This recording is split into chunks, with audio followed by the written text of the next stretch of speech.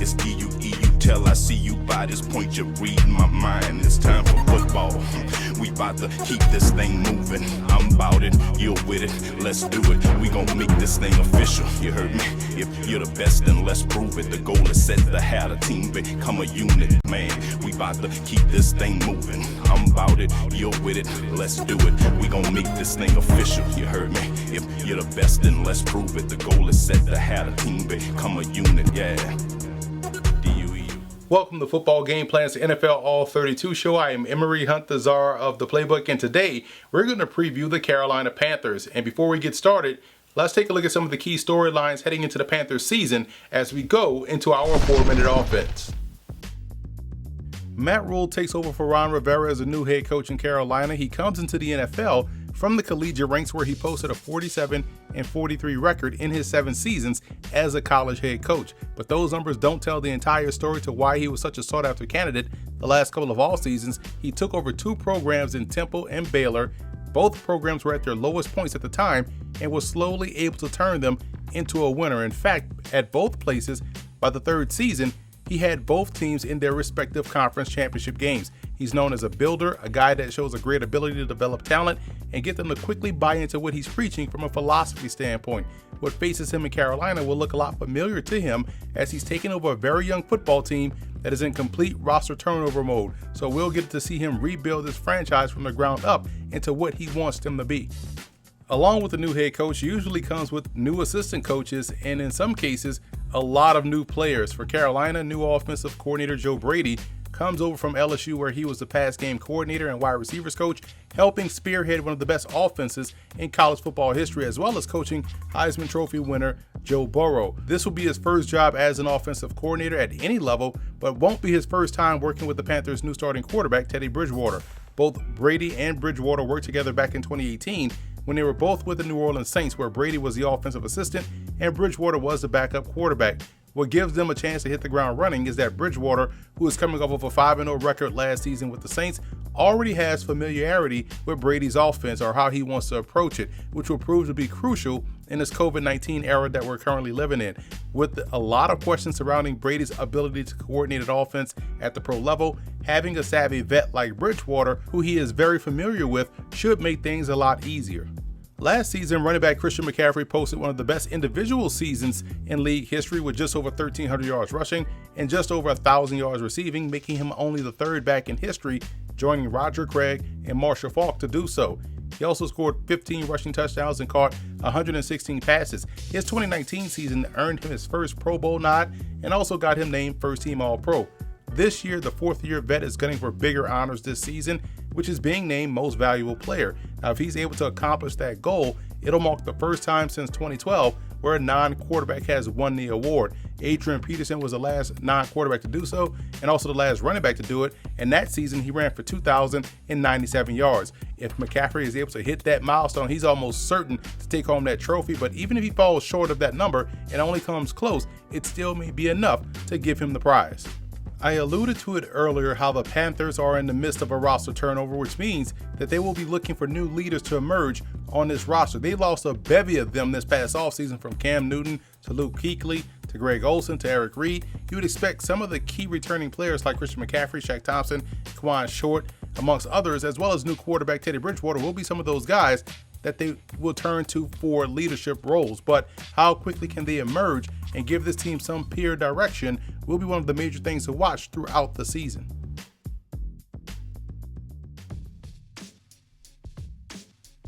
Losing a former league MVP at a position definitely has an effect, but with that said, the Panthers do have a strong quarterback room heading into the 2020 season. We spoke a little bit about Teddy Bridgewater and what he did last year with New Orleans in the absence of Drew Brees, but what I like most about his game and what I think will be highly beneficial here in Carolina is that he has that Joe Montana-like calmness, which allows him to not get rattled in crucial situations. It also allows him to be super efficient as a passer, being a true point guard at the position. He does a great job of keeping the offense on pace and the team heading in the right direction.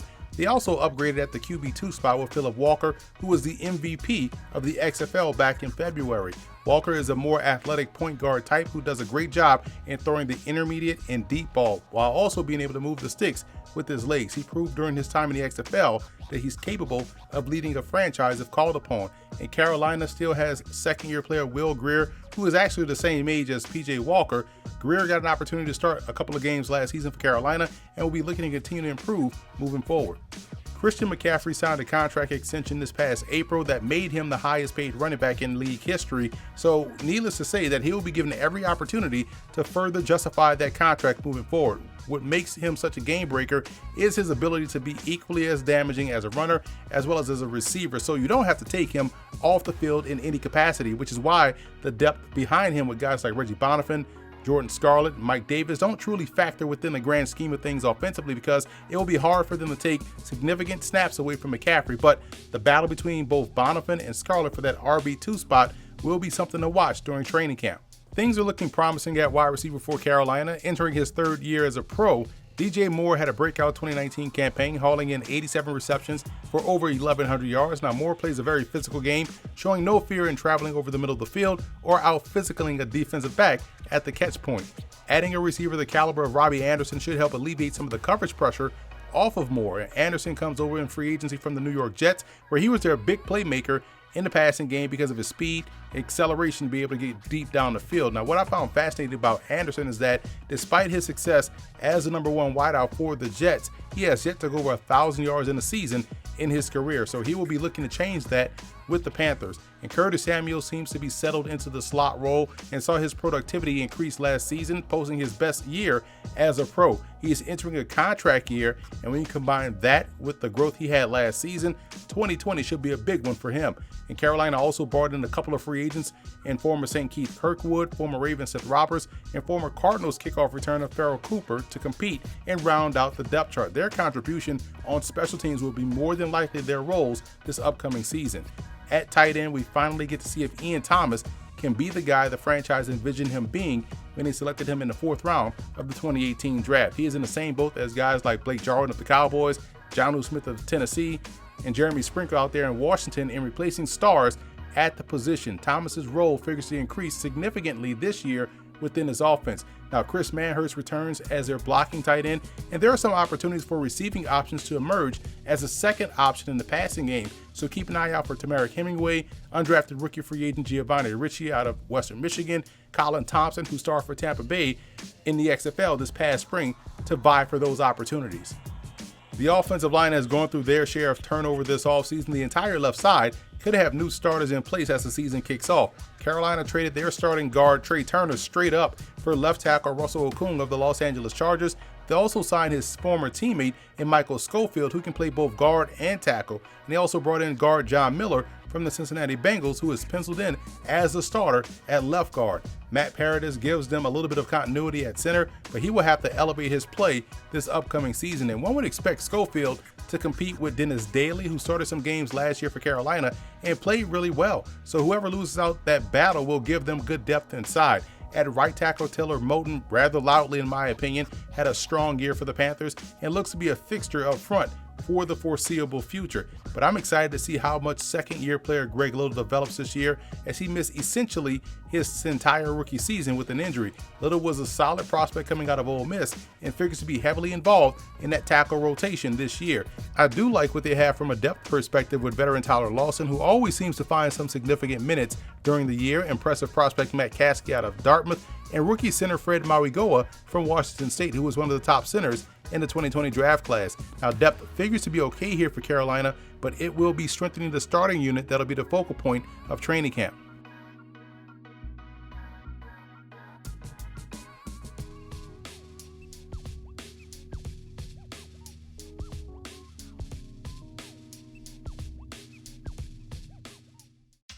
We may see the Panthers utilize a hybrid 3-4 or 4-3 defense this year. Either way, they have some pieces to work with up front. Starting out on the edges, second-year player Brian Burns was as good as advertised as a rookie. His knack for being able to dip his shoulder and turn that corner yielded 7.5 sacks for him as a rookie, which was third on the team. Free agent signee Stephen Weatherly showed enough pass rushing chops as a rotational player for the Vikings and figures to come in and start opposite of Burns, or at least provide the same strong depth for Carolina.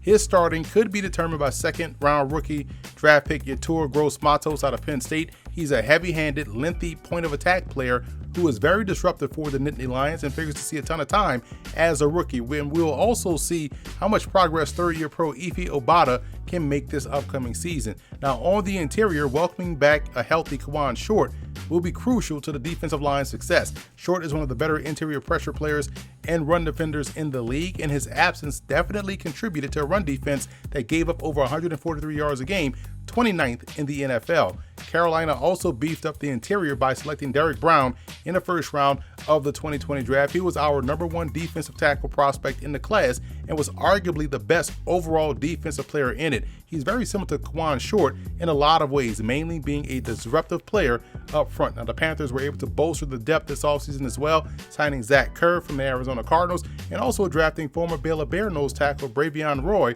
in the 6th round. The linebackers will have a target on their backs this season as they also contributed to a porous run defense as well. Shaq Thompson is still one of the more athletic and versatile backers in football and finished 3rd on the team in tackles with 109. He's not the question here, it's everywhere else. They'll need guys like Marquise Haynes and Christian Miller to make significant strides in their respective games this season. The team signed Tahir Whitehead this offseason from the Las Vegas Raiders, hoping to give them another steady veteran presence opposite of Thompson. I thought this was one of the more underrated moves during free agency, so look for him to have a major impact. Jermaine Carter started 5 games last year and showed some promise, finishing with 22 solo stops last year. And I'm a big fan of undrafted rookie free agent Jordan Mack from Virginia. He's a seek and destroy backer in a run game that takes great angles to the football. It'll be interesting to watch third-year corner Dante Jackson this season. I feel like this is a pivotal year for him. He's showing progress as a player, but is still looking for that breakout season. He'll be counted on to be one of the new leaders on a defense that is looking to improve significantly this upcoming season. And Carolina was grateful to sign former Saint corner Eli Apple this offseason, as they were looking rather young and inexperienced at the position.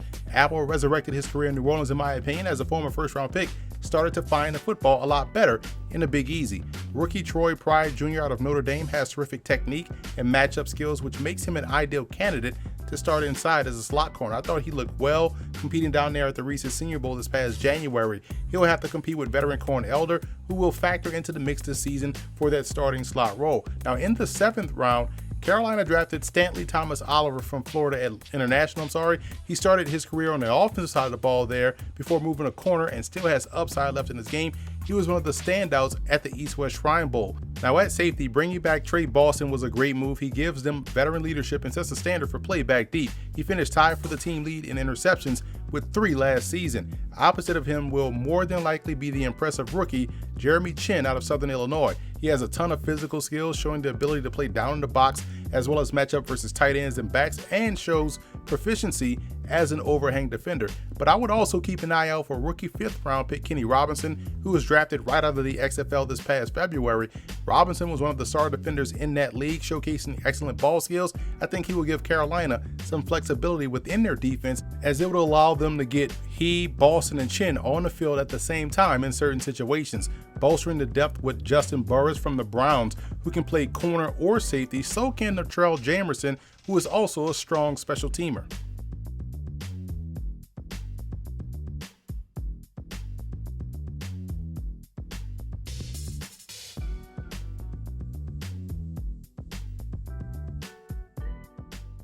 Football Game Plan is brought to you in part by 9th and Lux. Visit the website 9thandlux.com and check out the clothing gallery.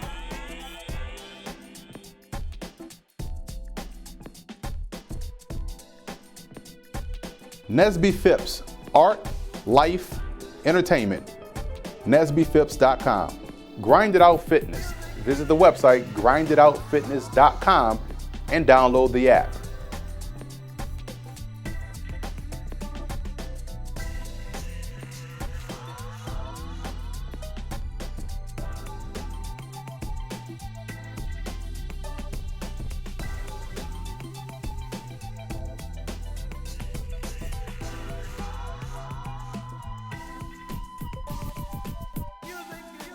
Financial Coaching LLC, investment, retirement, security. Stewardship Credit, financial growth is in your hands. Stewardshipcredit.com. Adrienne Marie Photo, photographer, writer, management. AdrianMariePhotography.com. Lock Multimedia. Be sure to order your copy of the Go-Go Offense by Coach Brennan Marion on footballgameplan.com/GoGoOffense. Coach Marion goes through the ins and outs of his explosive offense, one that's tearing up the college football field and putting a lot of points on the scoreboard. Again, you can order your copy at footballgameplan.com/GoGoOffense.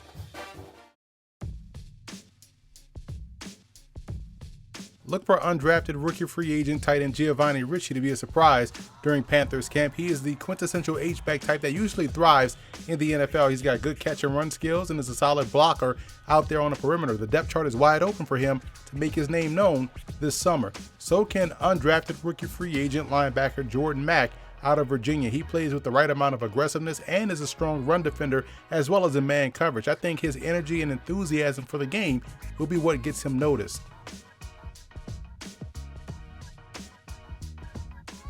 Offensively speaking, I like center Fred Marigoa out of Washington State. I think his ability to process and diagnose will yield itself positively for him this season as a rookie. On defense, Derek Brown will have the biggest impact of them all. He's the closest to the ball and does a great job of screwing up blocking assignments.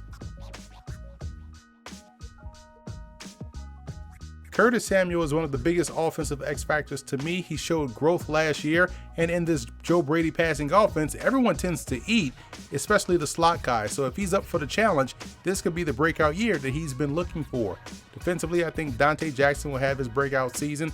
With experience comes patience and knowledge, and both will help the game slow down for him and let the mistakes diminish out there on the perimeter. I think he will subsequently make more plays. Ian Thomas steps out of the shadows of Greg Olsen and will have a breakout season, very similar to what we saw from Jonnu Smith last year when Delanie Walker went down with an injury. Brian Burns should crack the double-digit sack number this year. As a rookie, he was impressive, and now with more experience as well as getting acclimated to the pro game, should do wonders for the second-year pro out of Florida State.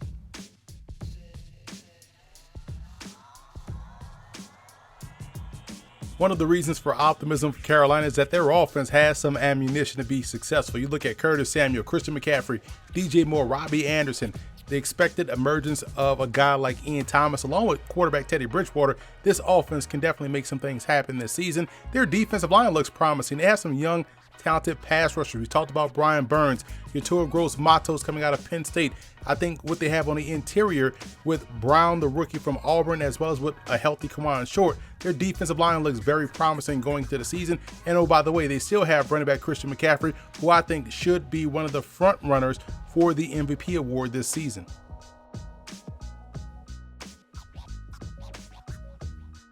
A cause for concern would be if their interior offensive line doesn't gel quickly and start to thrive. I think they're solid at tackle with both Russell Okung and Taylor Moton, but on the interior, they have some new guys that are going to sprinkle into the mix. They have to get ready to go from day one. And their back seven is still questionable because of the new pieces that are involved. You talk about new pieces at corner, new pieces at linebacker. It takes time for a defense to really gel. It's just like an offensive line or a passing game. And if those guys can't do that this upcoming season, they could struggle.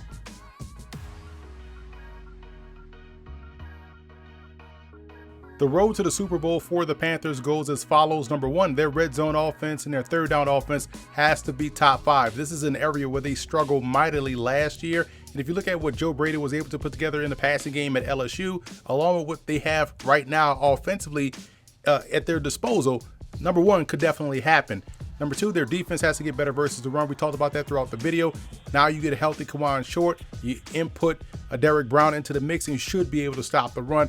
And we talked about this all throughout the video. The rookies and the newbies on defense, if they're able to gel together in this COVID-19 era with a new coaching staff and be productive, be much better than what we saw last year from Carolina, then this team could find themselves playing in Tampa for the Super Bowl.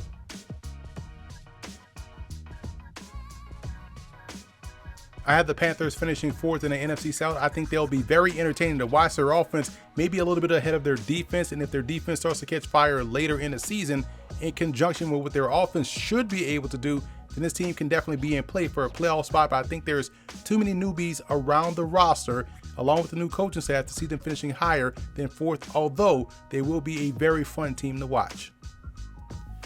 So that's it for this edition of NFL All 32. I am Emery Hunt, the czar of the playbook. Be sure to follow me on all of my social media accounts, and don't forget to check out and subscribe to the Football Game Plan Network located at youtube.com/footballgameplan. Also subscribe on iTunes to Football Game Plan Podcast and leave us a 5-star rating. That's where you can find our NFL All 32 podcast. And keep it locked here on our Football Game Plan YouTube channel, where we will have a ton of Panther-related video content coming down the pike. It's D-U-E, you tell I see you by this point, you're reading my mind. It's time for football. We about to keep this thing moving. I'm about it, you're with it, let's do it. We gon' make this thing official, you heard me? If you're the best, then let's prove it. The goal is set to have a team become a unit, man. We about to keep this thing moving. I'm about it, you're with it, let's do it. We gon' make this thing official, you heard me? If you're the best, then let's prove it. The goal is set to have a team become a unit, yeah.